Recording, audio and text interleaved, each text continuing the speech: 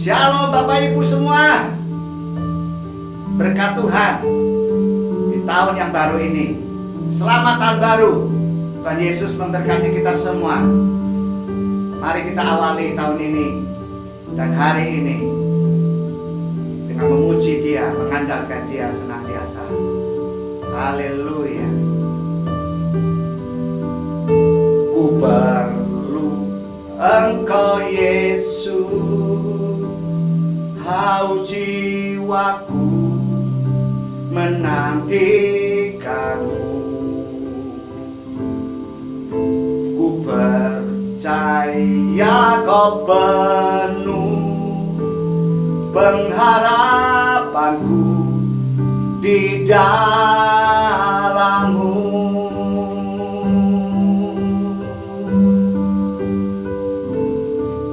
Ku perlu Engkau Yesus, haus jiwaku menantikanmu. Ku percaya Kau penuh pengharapanku di dalam-Mu. Yesus, hanya Kau yang ku andalkan, melebihi siapapun juga. Yesus, hanya Kau yang ku percaya, di setiap waktu tiada lain yang ku andalkan selain Kau, Yesus.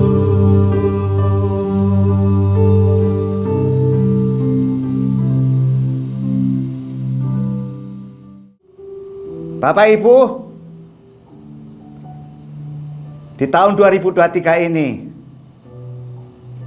kita memasuki dengan terus mengandalkan Dia, menantikan Dia, bergantung sepenuhnya kepada Dia. Kalau kita lihat di berita-berita, di ramalan-ramalan, banyak yang menyebarkan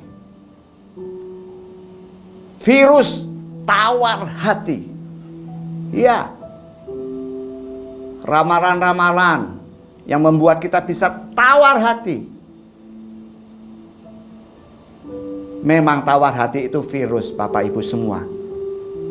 Dia virus yang ditebarkan oleh si iblis untuk masuk di dalam pikiran kita, masuk di dalam roh jiwa orang-orang percaya, supaya goyah imannya, supaya lemah pengharapannya di dalam Tuhan. Tawar hati sesungguhnya adalah iman yang negatif. Iman yang tidak berdasarkan firman Tuhan. Iman yang hanya melihat kenyataan fisik. Iman yang hanya mengandalkan kekuatan diri sendiri. Tawar hati.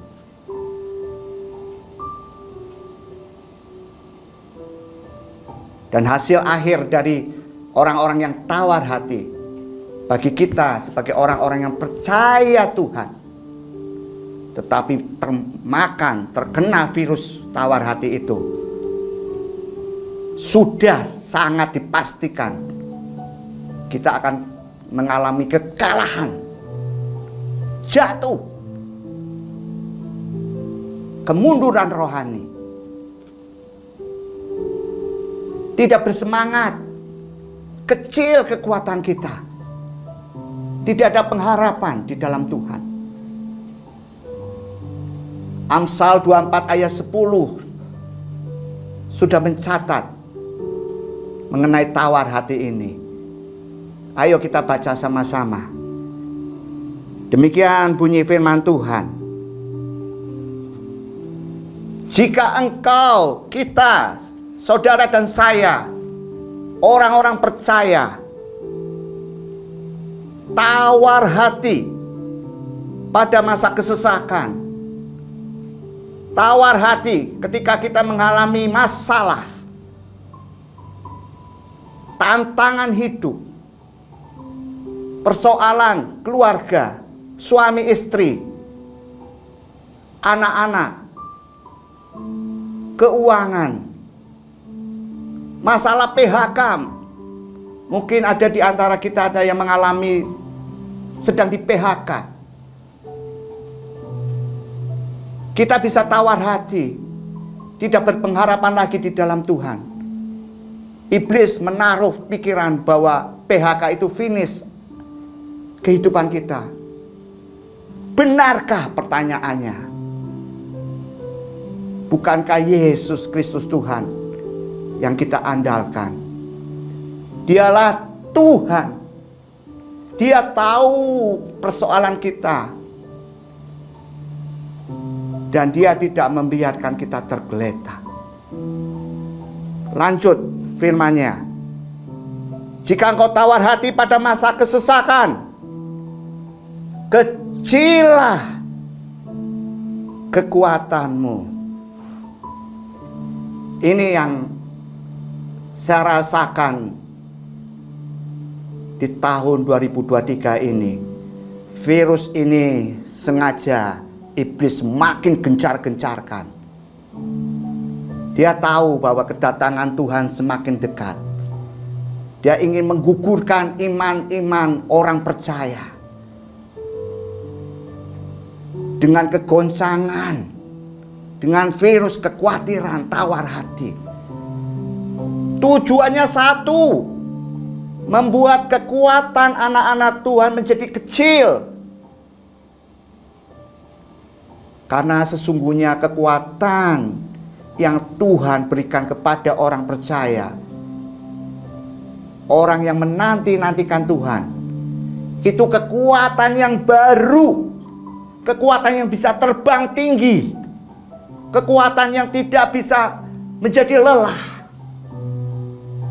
Yuk kita sama-sama baca Yesaya 40 ayat 31. Demikian bunyi firman Tuhan. Tetapi orang-orang yang menanti-nantikan Tuhan mendapat kekuatan baru.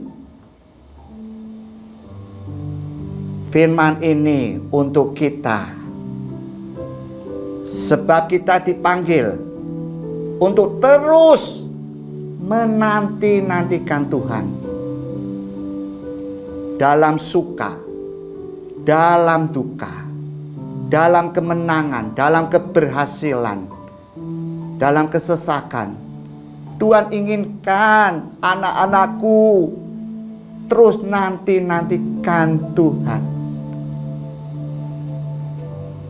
Lanjut dikatakan, mereka seumpama Raja Wali yang naik terbang. Ini ketetapan Tuhan.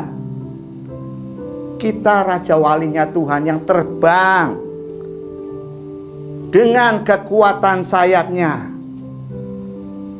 Mereka berlari dan tidak menjadi lesu. Mereka berjalan dan tidak menjadi lelah.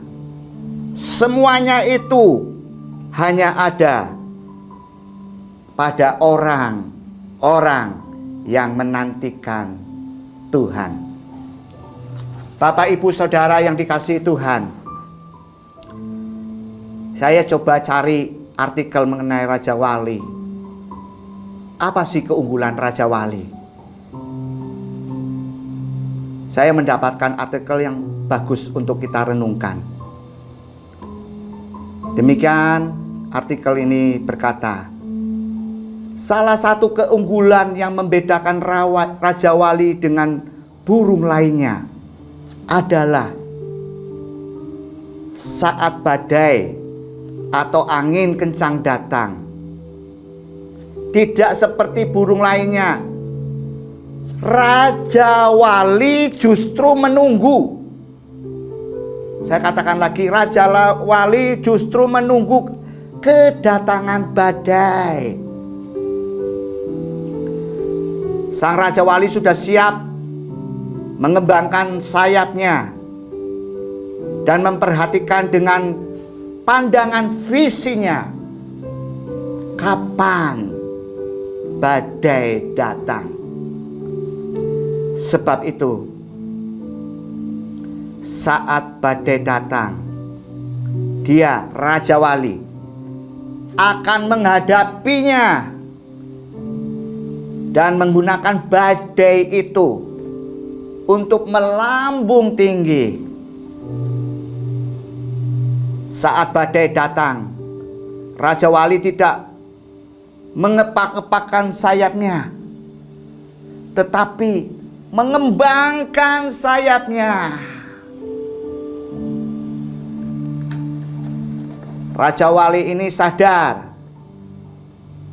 ada saatnya dirinya perlu diperbarui. Ini menjadi pelajaran kita semua, anak-anak Tuhan.